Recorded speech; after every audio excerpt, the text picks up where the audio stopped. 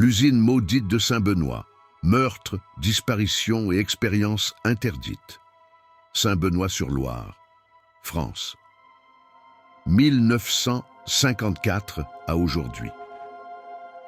Dans la région paisible du Loiret, à quelques kilomètres de l'abbaye de Saint-Benoît, se dresse une vieille bâtisse industrielle, l'usine Ferlac, autrefois spécialisée dans la transformation de métaux rares.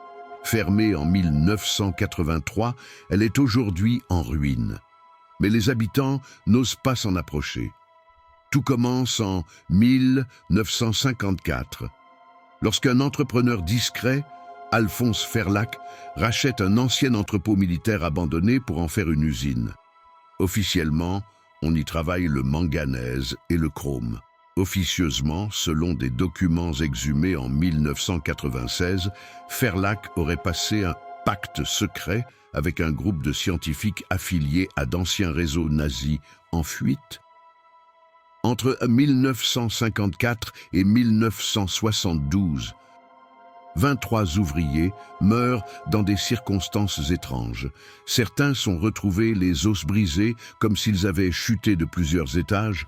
D'autres sont retrouvés sans une goutte de sang. Les rapports officiels parlent d'accidents industriels. Pourtant, les familles des victimes racontent tout la même chose. Le mort disait entendre des voix, rêver d'une ombre noire aux yeux rouges et affirmait que toute l'usine était vivante. En 1973, un journaliste local, Jean-Luc Bretin, enquête. Il publie un article dans La République du Centre où il révèle des expériences interdites sur des cobayes humains, des tests de résistance au surnaturel. Une semaine plus tard, Jean-Luc est retrouvé noyé dans une cuve d'acide. L'usine est finalement fermée par mesure de sécurité.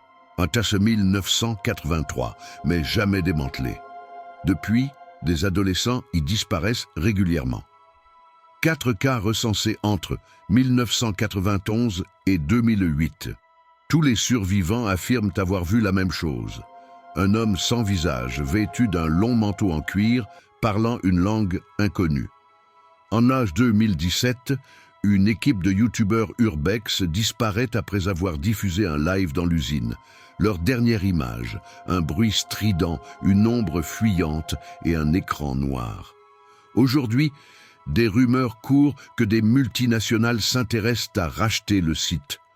Attirés par un prétendu phénomène énergétique inexpliqué, mais les habitants du village, eux, continuent d'éviter l'endroit, murmurant que l'âme d'Alphonse Ferlac y est piégée et qu'elle attend toujours un dernier sacrifice.